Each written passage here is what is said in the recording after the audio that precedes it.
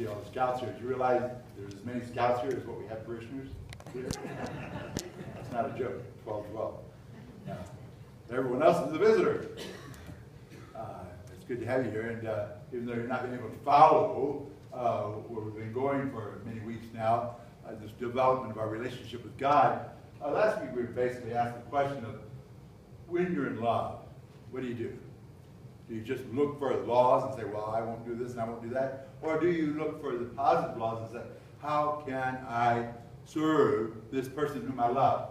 In other words, we tune our ears to say, oh, she likes that or he likes that, and say, what can I do to make them happy, to meet their needs? That becomes our laws of love. And we tune ourselves to that. So we say, if that applies to every relationship that you and I have, then how much more it applies to a relationship with God?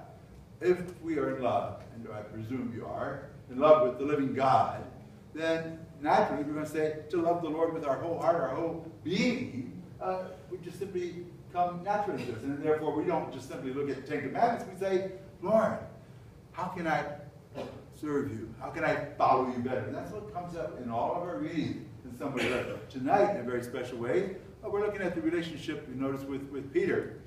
Some people look at it and say, yeah, look at Jesus. He really put Peter in his place. But when you look at it, we have to remember, twice he talks about it. They're on their way to Caesarea Philippi. It's the northernmost region Jesus ever went, the source of the Lake of Galilee. And as they get there, you remember in the Gospel of John, when Peter answers this question, what happens? Jesus says, you are Peter, and on this rock I build my church. And yet the same Peter now is being told, get behind me. So what's just happened here? How can those two things go so closely together? In a way, looking at scouts, it's much like you all saying to the boys, well, you want that merit badge? Yeah, I'll give it to you. You don't have to do anything for it. In other words, do you really want them to struggle and develop all the skills, all the gifts that they have? Of course you do. That's what every parent wants of their child. That's what we want of each other, isn't it? For us to become the best version of ourselves that God created us to be. And if I want less than that for somebody, guess what? I'm not loving them, am I? That is not love. So if we love our scouts, we challenge them, don't we? The coach loves them, they challenge them. If we love our children, we challenge them. We don't say, well, you don't have to worry about going to school anymore. Stay home and be stupid. Watch TV all day. That would not be love. And so it is with what we're seeing going on with Jesus and Peter. Not that Jesus, get behind me, Satan. What means get behind me, tempter? Okay, get behind. Do you notice what that says? Okay, Peter, you're asking me to do less than what my Father wants me to do. You're asking me to not achieve all that God sent me to this earth for. That's not love. So now, Peter, you want to learn how to love? Get behind me. You can be first in line. That's what you're looking at there. He's first in line. Because guess where everyone else is going to be lined up? What you bind on earth is bound in heaven. What you loose on earth is loosed in heaven. Everyone else is going to get lined up behind Peter, right? So as we look at that dynamic, we say, wow, okay, Peter, you're learning, you're growing, and now you and I are looking at Peter and say, we don't want to do the same thing to Peter that Peter did to Jesus. We say, Peter, get in there. I know it's going to lead to your death, but that's all right. You get in there. You answer the Lord's call. And so with all the apostles on down to the years. And so for us, we want to challenge each other to get in line, follow Christ. And then today, it's a very special time, I think, for us maybe to address a couple things that are going on. One is Peter's successor, therefore Peter is coming to the United States in 2 weeks, right? And as Peter, he's coming to the United States. He wants to share with us. He wants to challenge us to be the disciples Christ calls us to be. And in that process, we've already heard a couple things in preparation that our Pope Francis has making changes on.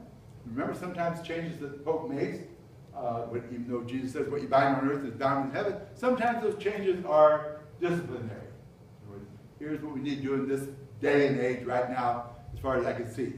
Those kinds of rules that even in your home change, don't they? They change as your children grow older and learn how to do the things you want them to do. So the Pope's making some changes that are disciplinary. Other things he's making statements about we know will not change. But in either case, will we ever see the laws of God change? So what are the two of the things coming up? One is we probably paying attention to this week the Pope making an announcement that he expects any discipline of process of annulments to become simplified. And that's good. That's good. It really is. Right now, as you know, when someone is going through a process to see was their relationship that they had, they thought was a marriage, really wasn't a sacramental marriage or not. Right now, they go through a fairly long process. Part of that will continue, but we've also had a court of appeals. And that court of appeals often meant another 2 months, and also more money because there's more secretaries involved. So the Pope said that's not necessary. As a matter of fact, you know, in our diocese, all the annulment cases that have ever been heard, not one of them has been rejected by the Court of Appeal. So that kind of tells you something, that maybe they're doing their job to start with.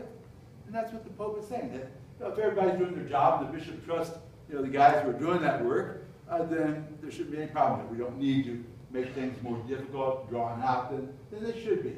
That's a disciplinary change that's coming up right now. As well as saying, I don't want you to charge for this. Well, most bishops charge what it costs them in their secretarial work. They divide that, your salary and all that up and say, okay, this is what it's costing us. The Pope says, no.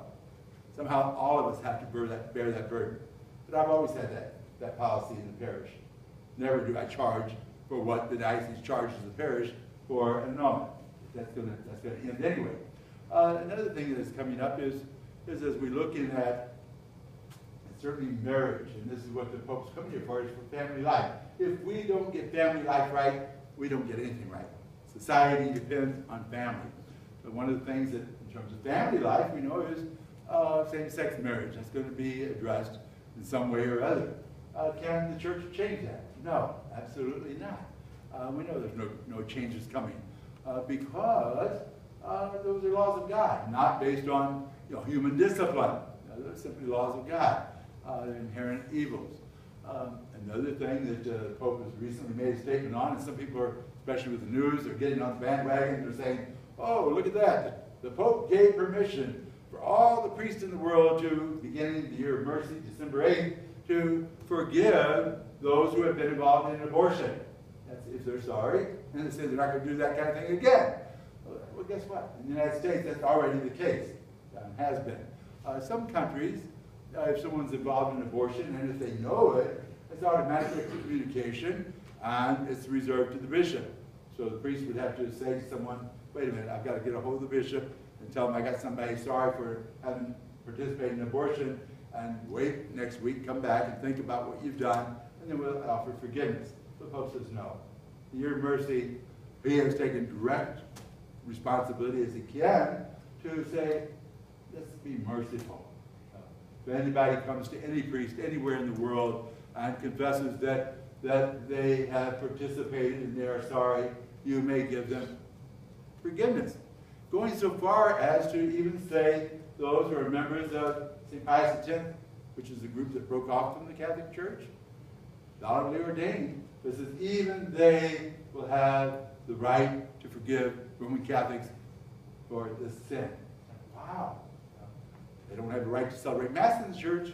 They don't have other rights, but because of the need for mercy, he says, they may share that sacrament with any penitent Catholic that would come to them for that reason.